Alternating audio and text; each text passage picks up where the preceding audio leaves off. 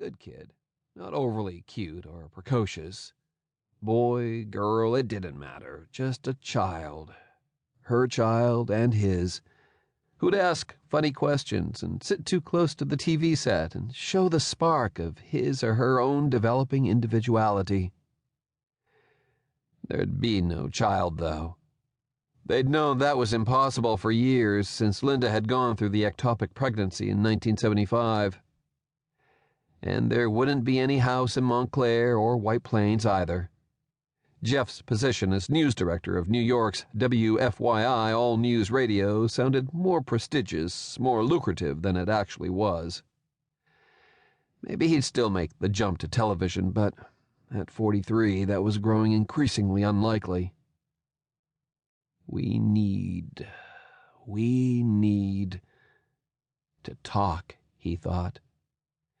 To look each other straight in the eye and just say, it didn't work. None of it.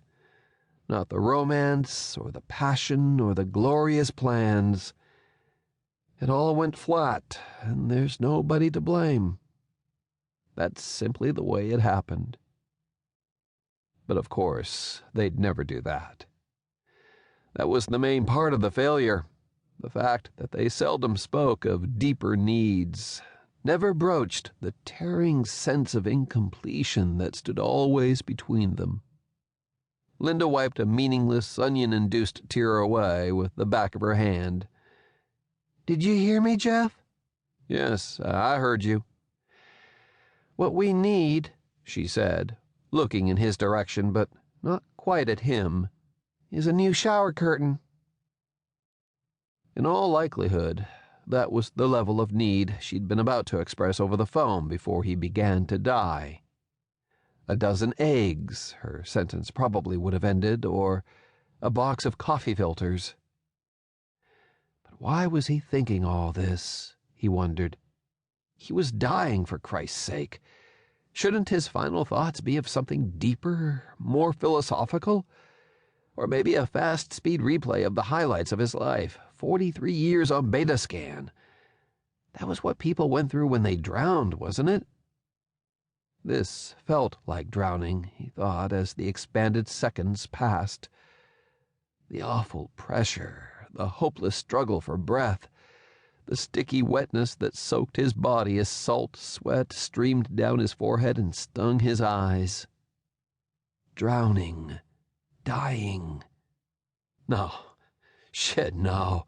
That was an unreal word, applicable to flowers or pets or other people.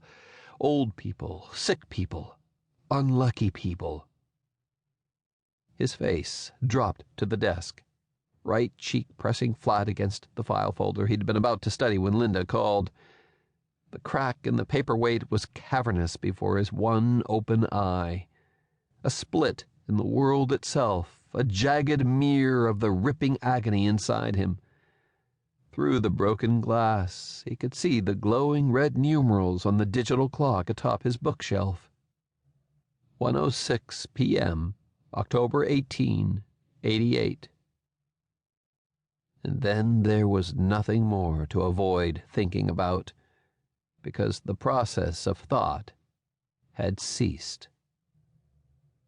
Jeff couldn't breathe. Of course he couldn't breathe. He was dead. But if he was dead, why was he aware of not being able to breathe? Or of anything, for that matter? He turned his head away from the bunched-up blanket and breathed. Stale, damp air, full of the smell of his own perspiration.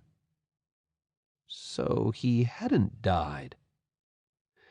Somehow the realization didn't thrill him, just as his earlier assumption of death had failed to strike him with dread. Maybe he had secretly welcomed the end of his life. Now it would merely continue as before. The dissatisfaction, the grinding loss of ambition and hope that had either caused or been caused by the failure of his marriage. He couldn't remember which anymore. He shoved the blanket away from his face and kicked at the rumpled sheets. There was music playing somewhere in the darkened room, barely audible.